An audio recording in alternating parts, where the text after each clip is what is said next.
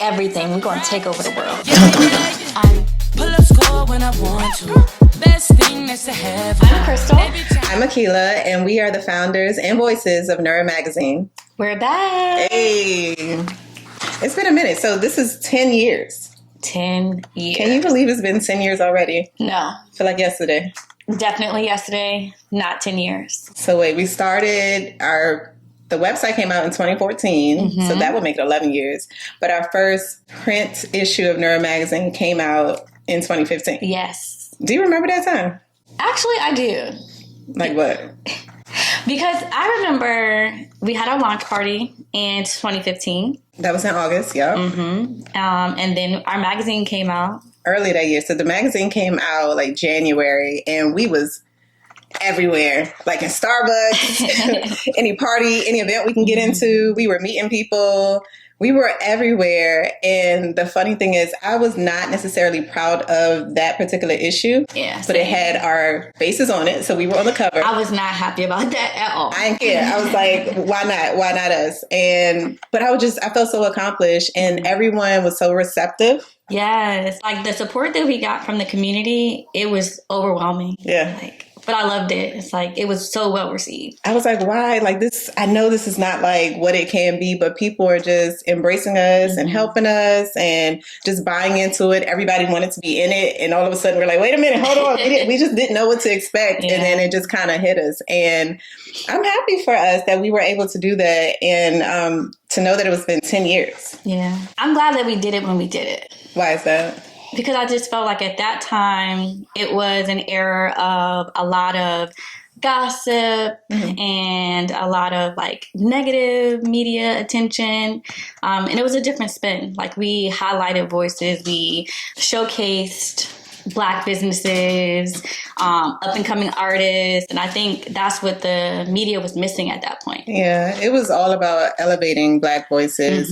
It was all about embracing positivity because there was so much negativity. Yeah. And again, not knowing how people were going to receive it, it was, awesome to see that people wanted something positive. They wanted to hear about people doing good. Yeah. Like, why are we always talking about the negative? Yeah. Why? That's just like, even now, like, can we not talk so much? It's so much negativity in the world. Like, we don't need to give it another platform. Let's talk about the positive things going on. And one other thing I did want to point out is that we were it was at the brink of social media too. Oh, yeah. So, like, a lot of the influencers now were up and coming, and we highlighted a lot of them. But I think that was something we did well. Like, we had an eye for talent. We had an eye for, like, this person is on the rise. This person is going somewhere. This person is going to be a name that we needed to know in 10 years.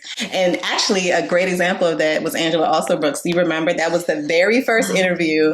And I have to say, I was a little nervous. But she did such a good job. And then she was just amazing. Like, she had me feel comfortable. She said, wait, this is your first? And I said, yeah. She said, it doesn't seem like it. And it went so smooth. And I learned so much from the interview. I learned so much from her. I remember asking her, what's next? I was like, man, you're state's attorney. One of the first Black, one of the first women. And she embraced me and what we were doing and celebrated it. But I asked her what was next, and she was just like, I don't know, I'm happy here, and I'm not looking to, in the future. And now she is one of only 2 senators right now. That's huge. And that is huge. So, I think we were always looking in the right places, and I can keep naming names. Like, even if we go to, like, Candace Dillard, do you remember? Oh my God. That superstar, do you remember? Yes. Like, the stories go on and on and on. Yeah. So we were definitely on the right track. Yeah. That makes me want to highlight, too, Luke James. Oh, yeah. Before he is the big star that he is now, when he opened up for Beyonce and we got to interview him, he was so humble and so sweet. I was definitely nervous. He didn't know, but we informed him at the end, and he was so sweet about it. Like, you're a natural, but I'm like, you have an awesome voice. And you got a hug. I sure did get a hug. Those moments. Oh, so if we talk about sexiest interviews, I did a phone interview with Tank. When I tell you, for it to be a phone interview That man, I mean, it was crazy. Like, and we were talking about his album Savage, and like, just you know that a person is an artist when they can just use their words and make you just evoke feelings just from their words. Yeah. And when he talked about just the treatment of the videos, the lyrics, and why he was there, like, that was a sexy ass phone call. Excuse my language. Yeah. I remember reading that article, like editing it, and I was just like, oh, I would have loved to be on that phone call as well. But he seemed like a good soul too. Absolutely. Yeah. So, okay, we're talking about accomplishments. What was one of like your biggest accomplishments or something that you think we did like out of this world? I have two, but I'll say one. But my first one was the launch party. Okay.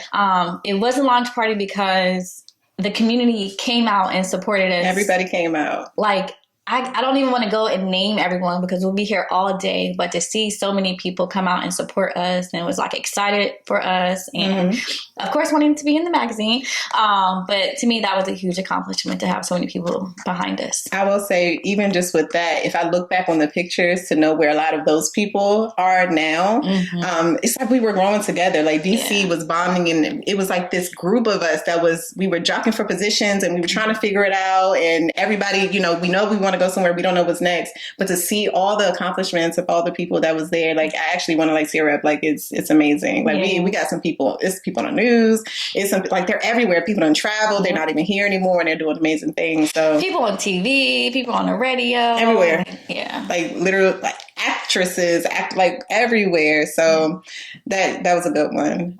For me, was seeing our news, like seeing our books on the newsstands and seeing the books, talking about the magazine, seeing them in the store. When I saw it on the store next to Ebony, next to Essence, next to all those, oh my God, the things that we were reading when we were coming up, like, we never thought we would be on their level, and we still ain't there. But to see it next to them, I think that was probably the best feeling in the world. Like, that was a moment. I really had to stand there, take it in, take pictures. That was a moment for me. And unfortunately, print is not what it could be. People say print is dead. I don't believe that, because I think there's definitely something vital, tangible. There's longevity to print. So I don't go that far, but the world is changing for sure. So that, is going to take its own journey as to where print is. But to see that we were able even to catch it on the tail end and to be able to be next to those names, to me, was everything. Yeah, same. That was my second one. I literally cried, and like I had family crying with me. Like, that was a huge accomplishment. And when we first started, people were like, print is dead. So we, just because the masses may say something's dead doesn't mean it's dead for everybody. Yeah. And we showed them that. But we made it on the cusp end of whatever print is or wherever it's going. We were there. Yeah. And I remember getting a couple of phone calls, people in New Jersey and New York, and they're like, is this your magazine? Like, I see it literally on the newsstands on the streets of New York. And I'm like, that's us. You? That's us. You? I'm like, yes, that's us. So shout out to John Blassingame. He definitely helped us with the distribution. Again, we met some incredible people. We met people along the way that helped us to get to where we are. Some wonderful experiences too. Oh, for sure. Good, bad, and indifferent. But we talked about some accomplishments. Can you talk about any of the lessons learned or setbacks that you experienced? I think one of the setbacks was we tried to do everything. And we found out quickly that we needed a strong team behind us. Agreed. And it's, I think that was one of our setbacks, not having a strong team behind us. And from the beginning, we did try to pick up some people along the way. We learned that it's not the same. Like, you can't get people to buy into your vision on the back end. So, like, y'all already, this is your brand. Like, you guys are already doing it. So I agree. And the people that we did pick up along the way, in some cases, did not have our best interests at heart. The vultures are real.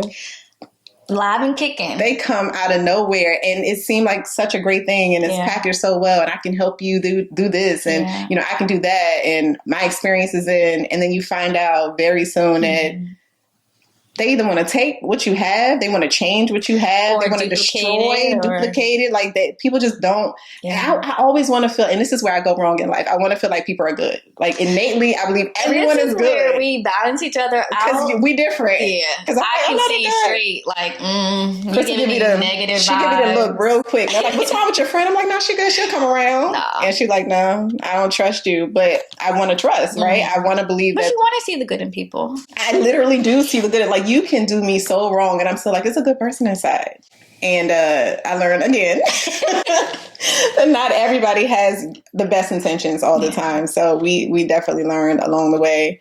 Being a woman in any industry is tough. And I will say people don't think that you are as smart, or they don't think you're capable. They think they can get over. Yeah. I feel like that's changed now, but definitely back then. And we were young. Yeah. Do you remember? Like we were like young, like not even mid-20s when we started out. So people definitely tried to take advantage, but the men for sure. Like I don't want to name names, but there were some interviews that I've tried to get some rappers. I should say the names. Call them out. I should call them out. I'm not. But, you meet the artist, and the artist like, yeah, we good.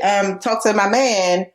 And I don't know if he throwing the alley hoop to his man or the man just about to take it, but it becomes a different conversation. It's like, oh, so what you going to do for this interview? Yeah. Oh, everybody want to interview. Or why, okay, so cool, meet me here. Yeah. And we're like, and now we have to really use our spidey senses, right? Because we don't want to put ourselves in a situation, and we've been in some situations. We're not going to go there. But you get put in some situations that you realize you didn't have to be in, and there's different ways to go about it. And this was grassroots, right? Like we were out there meeting these people and developing relationships. And when you go that route, it helped us, right? Yeah. But at the same time, it was dangerous. Very. But I think we maneuvered it very, very well. Yeah, we had each other. Yes. So that helps. So that's that part. People are going to try you, especially if you're a young woman. But just I've been places, and you're going to meet Eric soon, who's on our team, but they will gravitate to Eric first. And Eric was like our young intern at that time. He grown now, but as a young intern, they look at him, they're like, oh, okay, so this is magazine. This is who we need to talk to. Yeah, let me talk to him. Like, I don't want to talk to you. I want to talk to him. And it's like, hold on. That's not the dynamics. Bring it back here. And let me just say, I'm glad when we introduced our team that you got to see, like, we were all in this together. And it was quite a few of us that have seen some of these experiences firsthand. So I'm glad that they are back with us and that we're going to hopefully continue this journey together. But so being a woman in the industry is difficult for a lot of different reasons, but we just really wanted to be taken serious because we were serious business. And, we were about our business and it was our baby. And, we wanted to be treated with the same respect that we were giving out. Exactly. So don't try to get over, and we were no dummies. I will tell you that. No. So financially, contracts, y'all tried it, but we maneuvered it, and it worked out. Everything and always they quickly learned. They quickly learned. Especially with her face. Chris will cut her eyes. That's one thing. I cannot hide how I'm truly feeling on the inside. Yeah. Sometimes I can, but most times if it's not a good vibe, you gonna know. Yeah, and for me, it was like, okay. Now I'm gonna have to say. Now I gotta see. Why did it take you so long to see? I gotta get here, and then they had to see the other side of the punt, that the mama don't play side. No, yeah. But when you get there, I'm like, now I'm sorry for you. She get a little scary. Yeah, sorry. All right, so we talked about the good times. We talked about the bad times. Can we talk about not necessarily bad times, the lessons learned? Yeah, right. Because I wouldn't change anything. Did you talk about your favorite interview? Just overall. I did not talk about my favorite interview, but I kind of alluded to it because I was James. I know, man, that man. I can't say too much but Luke James was one of my favorite interviews. I was not one to be, one to be in front of the camera. So that was one of my first solo interviews. And like I said, he was very humble and very sweet. It was easy to interview him. I didn't feel like I was dragging answers out of him. And he just had a lot to offer. I learned a lot about him. So that was one of my favorites. And it was at the Howard Theater. So you know how historic the Howard Theater is. So that one is like one of my favorites. Oh, yeah. I don't really have a favorite, to be honest. Because we had so many. Yeah. I did talk about Angela. I thought that was one of your favorites. That was definitely, because it was my first, so it was definitely a highlight. Tamika Mallory was a big one. And so we can actually go into like what happened, where we've been. And, you know, our last issue came out in 2020, January 2020, with Tamika Mallory on the cover. And that was one of my favorite interviews, if I had to name one, because, you know, she has so much depth. Like, she is out there. She's seeing what people are going through. She has her, you know, her own story. She's so accomplished. If you remember the Women's March, she was a part of that. I actually attended the Women's March, so I was so happy when we got to interview her. Yeah. So, and then when she talks about her journey, it's funny because she talks about some of the things that she struggled with. And, you know, you guys can revisit that interview. But a lot of it became full circle for her as the years went on. And then she was starting one of her organizations. And again, in 2020 hit, when you remember George Floyd, it was a lot of civil unrest. And so it was almost like she was predicting, or that interview was predictive of what was to come. So I am very, you know, grateful that we were able to do that and highlight her in that way. So since 2020, right, where have you been? 2020, life happened. Things kept going. I just finished up my master's program, started working at a private practice, which I thoroughly enjoy. Then I started working on my licensure, became licensed in the state of Virginia, and some years after in DC as well. Went full force with Kids Fashion Week. We're both a part of Kids Fashion Week founders, and we have our respective roles, but started expanding very rapidly. Expanded to San Diego, California, so that took up a lot of our time. Also fell in love, got engaged. Hey. And my fiance is also an entrepreneur. So he launched a cycling business and I helped him with that. I am the president of not only the actual Jaffe cycling business, but of the foundation as well. So that took up a lot of time. Yeah, it did. Yeah. And it's doing very well. I'm very, very proud of that project as well. And I'll also say that I started a wellness brand. So we started out with candles, but we have also other home goods that we're developing. So just a lot's been happening. You've been working. Yes, working. But so have you. Where have you been? Well, first and foremost, I guess I'll start with my relationship. My relationship was getting stronger, and 2020, as the world was turning, we were getting closer and we moved in together. So got engaged, got married, started a family, had a baby, had another baby. I am now a mother of 3. So I have 2 toddlers and a teenager. You look so good. I try. Child, let me tell you, they keep me busy. So my life just kind of became theirs, respectively, because, you know, I think being a mother is probably one of the greatest jobs on earth. And I do not, you know, I don't regret any of that. Like, it's been a journey for us. So watching them grow up has been amazing. That coincided with Kids Fashion Week. So I definitely dove headfirst into that brand. As you talked about the expansion, yes, we're on the West Coast. We've done shows in New Orleans. And I don't know that we could have projected how big Kids Fashion was going to be. Shout out to Auntie Marie, who is our third partner in crime with that. So yeah, I've also been busy. And then on top of that, I also started a tea brand, Madi Tea. So much more coming from that brand to be expected. So yeah, we've just been living life abundantly. I'm so proud of us. I'm so proud of us as well. Like, I think back then too, it was, you couldn't do it all. And I feel like we've been trying to do it all. And then But we always do it all. And I think just it's hard sometimes to be like the best person in your family and the anchor in your family, because you don't talk about your family, but you do a lot of work there. And then also being this business person, we were both working full time. I didn't talk about that. Also work full time in data and tech and marketing and all that good stuff. So, you know, you try to do it all and we do the best that we can. So this is, you know, Nura Magazine has been our baby. Yes. We knew it was never going anywhere, but we did take a break, right? Yeah. So now that we're back on board together, what's next? Everything. We're going to take over the world.